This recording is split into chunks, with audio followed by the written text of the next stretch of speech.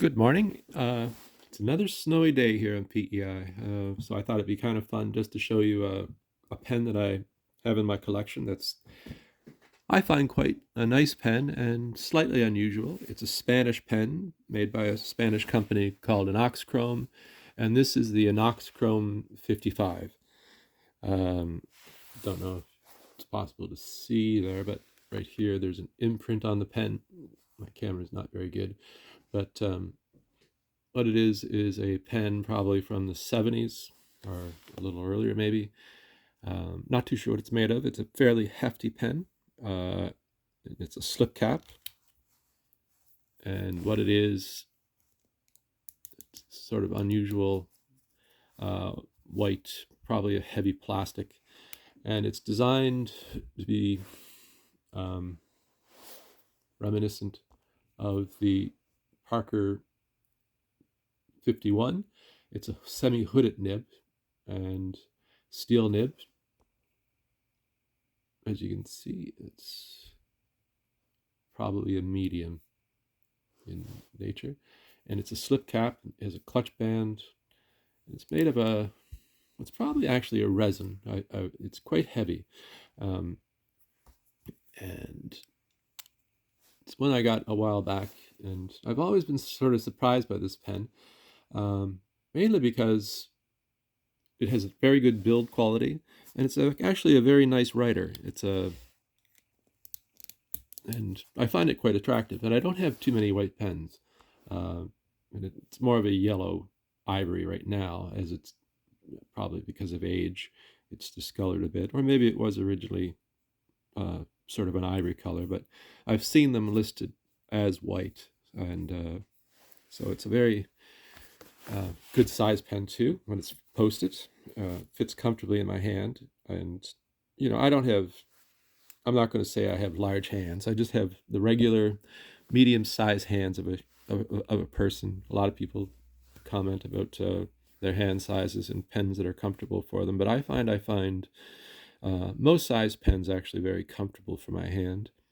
With a hooded nib, I find a little trick that I like is to line up the clip in relation to the nib. Some people find it hard to find a sweet spot with a hooded nib, but one of the tricks is to use the clip to kind of give you a sense of where the best writing point is. So just line it up, and then you can start writing.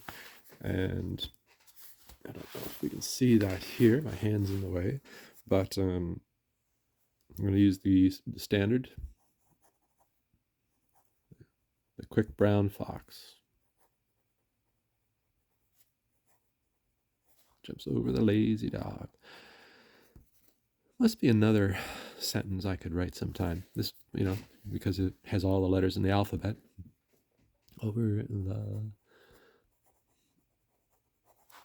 My handwriting is not very good today. Puts down a nice wet line, really. In some ways, this is I think this is actually probably diamine Sherwood Forest, I think, in this pen, and it's quite nice. It comes down very dark and fairly wet, a little bit dry, and actually surprisingly good on the reverse writing, even though I can't really see a point to reverse writing unless you need something very small. So it goes from a medium line into a fine line. It's nice on the cross stroke. Yeah. Not much I can tell you about the company. They've made lots of different variations of pens. The 55 comes in about, I've seen 5 or so colors. There's, the standard black, blue, a green, I believe there's a burgundy, and the white.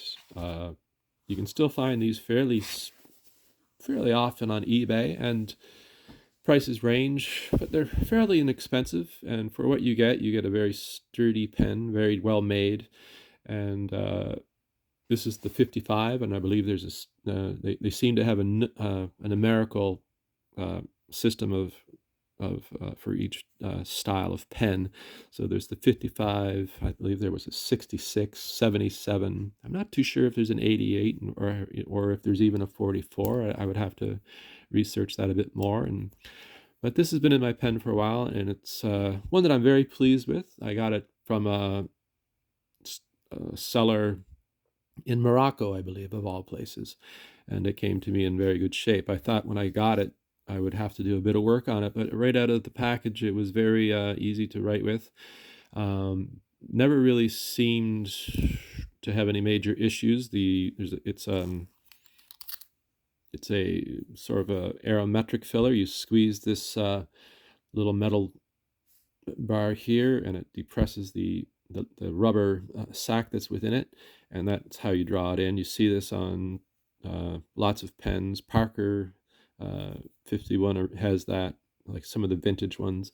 You see it on some pilots. I think the Pilot Metropolitan has a similar filling system, and it's in very good condition actually. And as you can see, I don't know if you can really see it there on the pen, it just gives you some information. It says just basically the brand and the numbers and where it was made. So it's a Spanish company, and I believe they still make pens. I don't know if they make fountain pens any longer, but they make a lot of ballpoints and cheaper pens like that.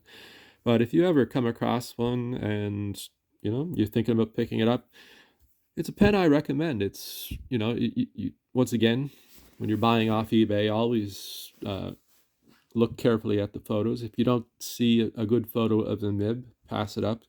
But there are some sellers who show very good quality photographs, and they'll give you all the details and flaws on your pen. And that's a good way of buying. So if you can't see the nib and you can't see the tipping, I would pass it up. But usually most reputable sellers will give you a very good photo. There's a bit of discoloration around the end of the pen here, but that's to be expected. It's an old pen, and sometimes when you're dipping, you have to dip it into the ink bottle, so you will get a bit of discoloration on this color. It's a light white color. So, but one of these days I probably should try to get another color. I would probably like a blue or one of the greens. So anyway, it's a snowy day here, and I'm expecting it to start raining shortly. It's been a long winter on PEI so far, but I'm enjoying my pens and I'm enjoying the hobby, and I just thought it'd be kind of fun to do a little video on the Inoxcromm 55. I hope this has been helpful. It's not very in-depth, or I haven't given you any measurements or weight, but I don't really think you need to see those today. But thank you very much. Have a good day.